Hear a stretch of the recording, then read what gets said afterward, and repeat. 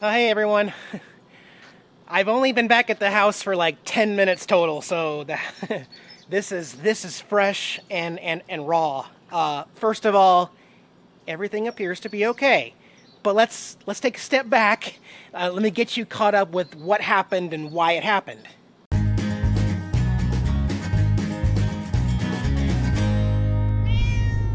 So about 6 days ago, just before Memorial Day weekend actually started, I checked in on my camera remotely, which I can get screenshots, and it's about 2 frames per second sometimes. Not the greatest internet, but I checked in on it, and I noticed that the kitchen floor was indeed glossy, gleamy, shiny, wet, moist, and I sort of panicked. However, that was in the morning, and by afternoon the internet was out here at the house. No surprise, I have had nothing but problems with the internet out here. It's the best internet I can possibly get, and it's almost practically garbage. Well, since I'm so far away, I was 7.5 hours away, I called the company and I told them what was going on. I lost my internet. And they said, well, we're going to restart it here. And then they tried that and it didn't work. And they said, well, we're going to diagnose it here.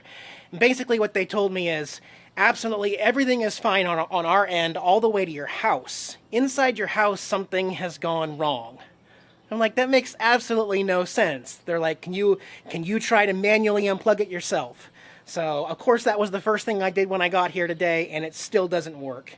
However, well, let's go into the house. First of all, I want to point out the camera system, the alarm system, everything has been fully functional this entire time, so there was nothing to worry about. Everything was saved to the NVR, even though it wasn't being able to upload to the cloud on there. The alarm system I could not turn off, and neither could the remote company because there was no internet. However, once the alarm went off when I got here, I was able to deactivate it temporarily. We still have no internet, though. I haven't called them back or anything, but this globe is supposed to be green, and this squiggly line is completely out. No matter what I try, we cannot get internet anymore. And that's essentially what all of my neighbors warned me about. Internet is really crappy. It goes out for days and days and days at a time. However, in the kitchen area, the water issue that had caused on the floor was nothing related to the plumbing or the water system or the pipes or anything. It was that darn winter freezer that I decided to keep here and keep on. It's got frozen chicken and stuff in there. Well, I come to find out that it has an auto defrost mechanism that it just does randomly whenever it feels like, or if the humidity is too high.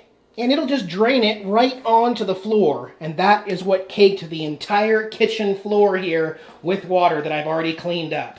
I was afraid that it was like a pipe that burst under the sink, or even though all the valves are off and the water's off. I just didn't know. I couldn't tell. So obviously there's some changes on the way right now. Okay, I have ordered new internet for the house. I don't know when that's going to be here. I have every intention of now spending my birthday here at the house. Also, the freezer is going to go back in the RV with me. The intended purpose was to carry more frozen meat and foods and stuff on the road. The other thing that my friend Mary was telling me about, okay, this is just something I didn't consider as far as the freezer, is that if the power goes out here for a storm or for any reason, how would I know how long that freezer's been out? And if the meat had thawed and got to an unsafe temperature for a certain amount of time and got salmonella or something, I get back here 6 months and think everything's okay in there and I can get sick. See? Like, I think we're okay though. It never turned off as far as I can tell.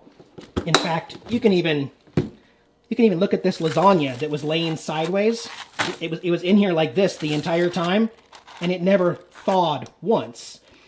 Otherwise, it would be all like to one end. But no, everything looks completely fine. The freezer never went out. But it's not going to be a good idea to leave it here, okay? So I just plugged back in the house fridge and freezer to bring that back up to temperature. And when I leave here, that again will go off like everything else. And the chest freezer will be with me. So what I'm doing is I'm taking care of these little glitches that happened, and I'm going to fix them so that I can get back on the road for the summertime. Jeez. Everything else was fine. Here in the laundry room, I unhooked the power from the dryer and the washer, turned off all the water valves here and the water at the house. So, yeah, I'm just... My worry was I was flying blind there. I didn't know what was going on, and I didn't know what the water that I was seeing. It was water. It literally was water in the kitchen. Didn't do any permanent damage, and it was probably less than 2 pints total of water from that freezer.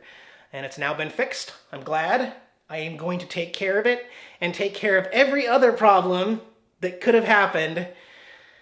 Oh my gosh. It's also very warm in here, guys. It's still 84 degrees outside and 86 degrees inside here. Yeah. We shall see. I knew eventually I was going to have to put in 2 window AC units, you know, and then later on down the line, decades from now probably, end up getting some central air put in here if I'm going to keep the house and not just fix it up and sell it, but I really like this house. So that's just, you know, I wanted to update you because I didn't even stop anywhere in Missouri or Illinois or Kansas. I just darted here. It was 7.5 hours of driving, but with stopping, filling up gas, and taking breaks, it still took me all day. 10 hours total. And, I mean, I had a blast hanging out with Jason and Candace. We'd even talked about meeting back up north after all this summer, so... But I had to get here. I had to physically be here, and I'm really happy I did. I'm glad I figured out what the actual problem is. So... let me catch my breath and relax, bring jacks in, bring a few more things in, and then we'll talk about some other stuff. All right, I've got one little box fan there in the window going just to help bring us down as it gets a little cooler. Bring in a few things. Jack's Man, checking everything out. Familiar? Remember this place? So, and we're just gonna, I'm gonna play it by ear, guys, and I'm just asking you to be understanding of my personal life here. A few things that are unknown still. Washington State, while they are moving several counties to Phase 2, Thousand Trails has not officially reopened their campgrounds in Washington State, and DNR campgrounds, Department of Natural Resource campgrounds, have said nothing about reopening their campgrounds this summer. And they canceled Lake Fair. And, you know, so I've got friends and family there who are going to keep me updated, play by play. However, there's obviously no reason to rush to the Northwest right now if everything I am looking for is still closed today. So, in the meantime, I don't really know what else to say. It's my life. I'm going to do it my way. However, well, let's talk about something. Mickey stuff. Now, anytime I talk about Disney or Mickey, a lot of my subscribers react very strangely. Maybe I am just a child at heart. Maybe I just never grew out of Disney and Mickey Mouse. But what has become apparent to me on the road 7 years is that I have kind of started collecting Mickey Mouse stuff. Now, I've had 2 major collections in the past. One was Coca-Cola and one was The Simpsons. But you can't do that in an RV, so I had to sell both of those before I went full-time. And just over the years of on the road going to thrift stores, flea markets, and yard sales, garage sales, I've just collected, as you can see, all sorts of Mickey Mouse stuff. Okay? Just random everything in there, but there's a lot, and my hats and my shirts and my backpack, and I guess I kind of came to the realization that I have been slowly collecting Mickey Mouse stuff. And now I'm all excited. I'm like, you know what? Getting to tour around the whole country and go to all these different shops and stuff, I get to see a lot. I mean, almost every thrift store and flea market I go into, I'm going to find one thing Mickey Mouse. And rather than make it like broad form Disney or all Disney movies or something, just concentrating it on Mickey Mouse. An entire Mickey Mouse collection that fills a whole wall. Or what if it was like an entire room, wall to wall here in my bedroom with shelves and everything Mickey Mouse collection. And essentially, it would give me something fun to look forward to as I travel city to city and state to state on the road. Pack it all underneath the bed in the RV, and then when I get back to the house, unload the new stuff and add them to my collection. So I want to find out exactly how much Mickey Mouse stuff I really have. This is just something to fill my time, so I'm going to bring everything Mickey Mouse in, and I'm going to load up the couch with it, and we're going to take a look at how bad this little obsession has gotten over the years. Okay? Hang on, guys. I'm in a much better mood. Check this out. Wait for it. Got it. So this was my test. What have I done? Well, you know, my AT&T hotspot that I travel around the country with and pay monthly for. Yeah, my little Netgear box right here, well, it's plugged in, hardwired into the DVR right now, the NVR right now, and that's how I'm getting really good replay right now. Now, before, with these hotspot devices, you couldn't leave them plugged in all the time. They'd get too hot. But with certain ones, like the one I just ordered, I'm using this as a test, the one I ordered is a house unit. This one's a mobile unit, but as Jason and I figured out, if you take the battery out of this Netgear hotspot device and plug it into USB, it still works. It won't cook the battery. So still having the timer function to reset it for 30 minutes every single day in case there's a problem or in case it gets too hot or there is an issue. Right now, I have my security system fully functional back on my phone mobile. And AT&T is the best out here. That's what I ordered. It's coming. But at least I know my theory works. That's promising. Okay. We're going to turn around here. This is the first time in 7 years I've actually seen all of my Disney stuff together in one spot. Let's take a look. Again, we got the fan going there making some noise, but guys, I haven't even really been collecting. I mean, I've turned down so much stuff and still look at what I've had. So I've got all my hoodies and my sweater. Josh gave me that sweater there. That's a newer sweater. All of my shirts and everything. Up top we've got all of my hats. Josh gave me quite a few of these really neat Mickey Mouse hats. And Jason just gave me that one. That's a brand new hat there. My friend Melissa's mom made this Mickey Mouse face mask for me. A little figurine there. That's a handmade Mickey Mouse clock. Okay.